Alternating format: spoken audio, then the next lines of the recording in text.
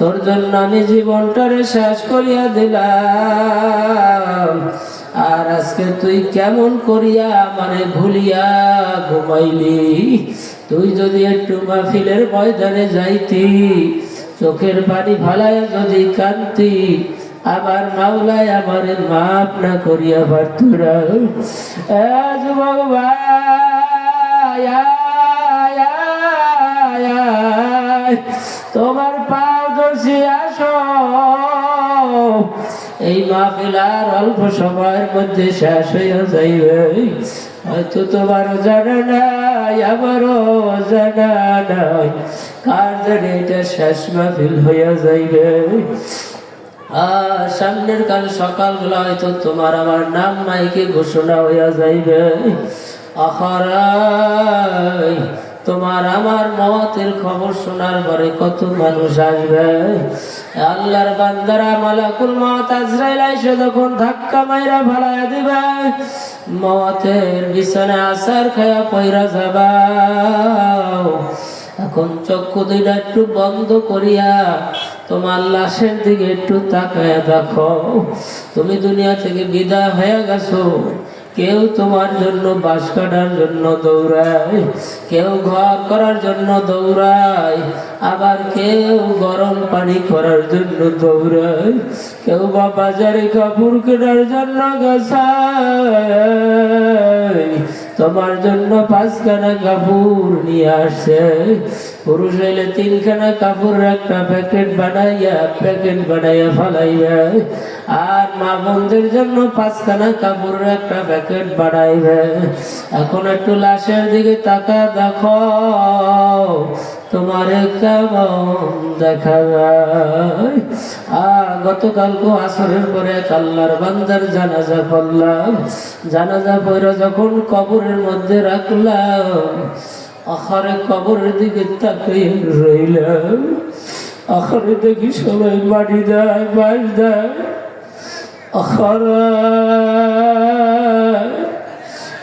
বেনামাজি আমার বাবারা, কবরে তো যাওয়াই লাগবে, কি নিয়ে কবরে যাবা। আহারে আল্লাহর বান্দারে কবরে রাখলাম, বাঁশ দিলাম, কলা পাতা দিলাম, মাটি দিলাম, পাড়ায়া পাড়ায়া দাফন দিয়ে আসলাম। এমন জায়গায় কবর দিয়ে আসলাম যেই বাগানের মধ্যে দিনেও মানুষ যাইতে ভয় পায়। যুবক ভাই, এমন একটা দিন আসবে তোমার আমারও জীবনে ঘটিয়া যাবে। এখন লাশের দিকে একটু তাকা দেখো, তোমার লাশটা কবরের মধ্যে রাখতেছে। তোমার ছেলে মেয়ে সবাই তোমার পাশ থেকে চলে গেল, কবরের মধ্যে ছেলে নামলো, ছেলেও লাশটা রাইখা লাভ দিয়া উঠিয়া যাইবে। তুমি চিল্লা চিল্লা কান্দো, আমার ছেলে, আমার ভাই, আমার বন্ধু, আমি তোদের জন্য জীবনটা শেষ করলাম, আর তোরা আমার একারে কবরে রাইখে যাইস না। তোরা তো দেখো না, কবরের মধ্যে একটা না দুইটা নাই, 99টা সাপ হা করিয়া রইছে। যারা গুনাহগার থাকবে তারা কবরের মধ্যে কবর দেখবে না, তাকায় দেখবে একটা না দুইটা না, 99টা সাপ হা করিয়া রইছে। নাফরমান গুনাহগারকে পেছাইয়া পেছাইয়া কামড়াইবে। বেনামাজি আমার বাবারা, ভালো কইরা বুঝা শুইনা তারপর আমার মাওলার কবরে যাইও। ওই কবরের আযাব কিন্তু সত্য, ওই কবরের আযাব কিন্তু সহ্য করতে পারবা না, কারণ কবরের আযাব বড় ভয়াবহ আযাব।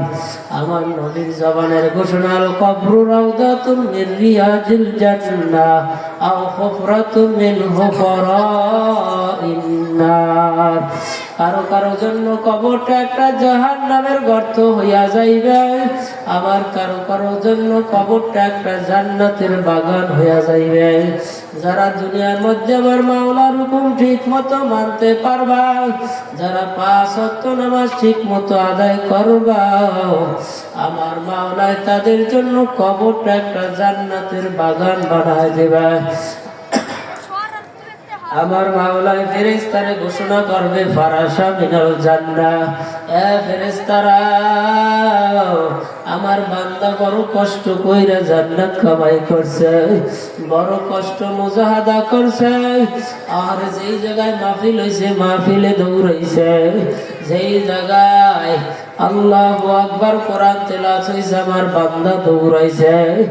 এ ফেরেশতারা আমার বান্দা বড় কষ্ট কইরা জান্নাত কামাই করছে, আমার বান্দার জন্য জান্নাতের ব্যবস্থা করিয়া দেয়। আল্লাহ আল্লাহ, বান্দা বড় কষ্ট করিয়া জান্নাত কামাই করছে, বান্দা ফজরের সময় সবাই আরাম কইরা ঘুমাইছে, আমার বান্দা যখন মসজিদ থেকে আজানের শব্দ কানের মধ্যে আসে, আসসালাতু খায়রুম মিনান নাওম, আমার বান্দা আরামের ঘুম হারাম করিয়া গরম লেপখানা পাও দিয়ে লাত্তি মেরে ফালাইয়া আমার বান্দা ঠান্ডা পানি দিয়ে উযু বানাইয়া মসজিদে গেছে, যায়া মসজিদে যায়া ফজরের নামাজ জামাতে আদায় করছে।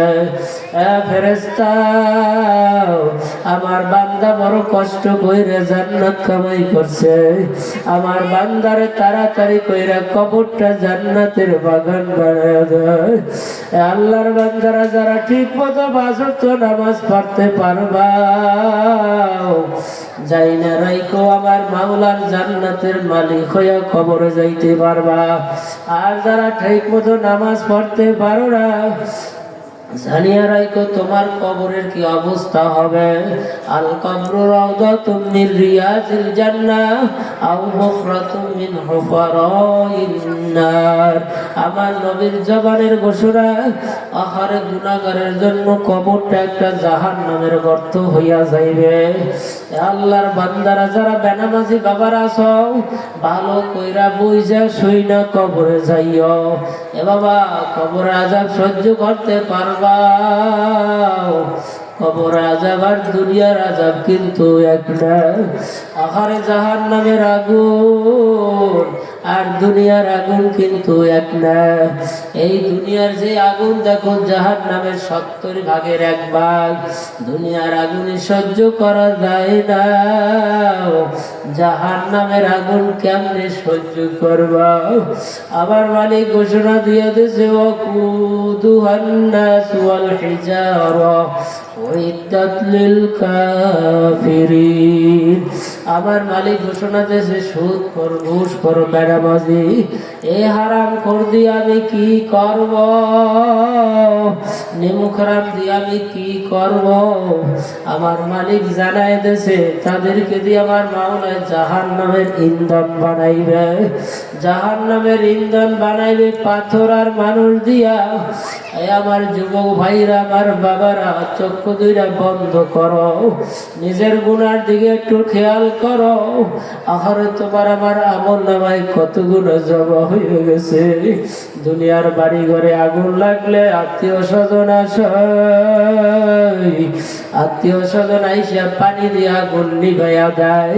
ঘরের জানলা দরজা ভাঙ্গা ফালাইয়া যাওয়া যায়। আর যদি তোমার আমার 3.5 হাত অন্ধকার কবর নামের ঘরের মধ্যে আহারে যদি জাহান্নামের আগুন লাগিয়া যায়, ওই আগুন কিন্তু আর নিভবে না। ওই আগুন কিন্তু চোখের পানি ছাড়া নিভানো যাবে না। আল্লাহর বান্দারা, আমার যুবক বাবারা, আমার পর্দার আড়ালের মা ও বোনেরা, ভালো কইরা বুঝা শুইনা তারপর মাওলার কবরে যাইও। আমার মালিকের ঘোষণা, যারা বেনামাজি থাকবা, সুদখোর ঘুষখোর থাকবা, তোমাদেরকে আমার মাওলাই কি করবে? আমার মাওলাই বলেন, পাথর আর মানুষ দিয়া জাহান্নামের আগুন ধরাবো। আর পাথর আমার মাওলার ভয় কান্দে, জাহান্নামের ভয় কান্দে। পয়গম্বর মুসা আলাইহিস সালাতু ওয়াস সালাম পাথরের কাজ দিয়া যায়, দেখে পাথর কান্দে। মুসা আলাইহিস সালাম ডাক দিয়া বলে, পাথর তুমি কেনে কান্দো? পাথর ডাক দিয়ে বলতেছে, ও পয়গম্বর মুসা আলাইহিস সালাতু ওয়াস সালাম, আমার মালিক যে ঘোষণা করছে ওয়াকুদুহান নাস ওয়াল হিজারা উইদ্দাত লিল কাফিরিন, আমার মালিক ঘোষণা করছে জাহান্নামের ইন্ধন হবে মানুষ আর পাথর। আমি পাথর এই জন্য কান্দে, আমার মাওলা যেন আমাকে মাফ করিয়া দেয়। ও নবী, আপনি আমার জন্য একটু মাওলার কাছে সুপারিশ করিয়েন। পয়গম্বর মুসা আলাইহিস সালাতু ওয়াস সালাম আল্লাহর সাথে কথা বলার পরে ডাক দিয়ে বলে, আল্লাহ, পাথর তোমার জাহান্নামের ভয় কান্দে, পাথরকে তুমি মাফ করিয়া দাও। আমার মালিক ডাক দিয়া বলে, পয়গম্বর মুসা, পাথর যদি আমার ভয় জাহান্নামের ভয় কান্দায়, আমি মাওলায় পাথরকে মাফ করিয়া দিলাম। আমার মাওলায় পাথরকে মাফের ঘোষণা দিয়া দিল। পয়গম্বর মুসা আলাইহিস সালাতু ওয়াস সালাম আবার যখন পাথরের কাজ দিয়া যায়, পাথর ডাক দিয়া বলে, পয়গম্বর মুসা নবী, আমার ব্যাপারে আমার মাওলায় কি সিদ্ধান্ত দিল? পয়গম্বর মুসা ডাক দিয়া বলে, তোমার জন্য সুসংবাদ, আমার মাওলায় তোমাকে মাফ করিয়া দিছে। পাথরের কান্না বেড়ে গেল। পয়গম্বর মুসা ডাক দিয়া বলে, পাথর, তোমাকে তো আমার মাওলায় মাফ করে দিল, তুমি কেন কান্না বাড়ায় দিলা? কান্না বন্ধ করো না। পাথর ডাক দিয়া বলে, নবী মুসা, আমি যদি না কাঁদতাম আমার মাওলায় আমার মাফ করতো না। আমি পাথর আর কোনোদিন কান্না থামাবো না, যতদিন পর্যন্ত কিয়ামত নাজিল না হবে, কিয়ামত না হবে ততদিনের মধ্যে আমি আর কান্না থামাবো না। এ আল্লাহর বান্দার, আমার যুবক ভাইরা, পাথর আমার মাওলার ভয় জাহান্নামের ভয় কান্দে, আর তোমার আমার আমল নামায় গুনার কোনো অভাব নাই, তোমার আমার চোখে কানে পানি নাই। আল্লাহর বান্দারা চক্ষুটা বন্ধ করিয়া গুনার কথা স্মরণ করিয়া মালিকের কাছে কান্দো আর বলো, মাবুদ গো, তুমি যদি আমারে মাফ না করো, আমার তো আর জাহান্নাম ছাড়া কোনো উপায় থাকবে না। কি যে উপায় হবে আমার মারণে, কি যে উপায় হবে আমার কবরে, সাথী নাই রে বাতি নাই রে কবরে, ওই কবরে আল্লাহ সারা বন্ধু নাই। কান্দ সবে হরে পাগল মাওলার লাগিয়া, এখনো তো সময় আছে, এসো বাইরে ফিরিয়া। আল্লাহর বান্দার, আমার যুবক ভাইরা, এই জন্য তোমাদের কাছে আমি একটা দাবি করব, কোন কোন যুবক ভাই আছো যে হুজুর আজকে ওয়াদা করলাম জীবনে যতদিন দুনিয়ার মধ্যে বাঁচবো আর নামাজ ছাড়বো না? আল্লাহু আকবার বলে হাত জাগান। কোন কোন ভাই যুবক ভাইরা রাজি আছেন যে এখন থেকে আর নামাজ ছাড়বেন না? কি ওয়াদা করতে পারি আমরা সবাই? ইনশাআল্লাহ। নামাজ লাগবে কি লাগবে না? লাগবে। নামাজ ছাড়া কবরে গেলে কোনো উপায় নাই, জাহান্নাম ছাড়া কি উপায় থাকবে না। আমরা ওয়াদা করলাম যে আজকে থেকে আর কি করবো না, নামাজ ছাড়বো না। আল্লাহ তাআলা আমাদের সবাইকে 5 ওয়াক্ত নামাজ জামাতের সাথে আদায় করার তৌফিক দান করুন। সকলে বলেন আমিন। আমিন। আসসালামু আলাইকুম ওয়া রাহমাতুল্লাহি ওয়া বারাকাতুহু। আমার জন্য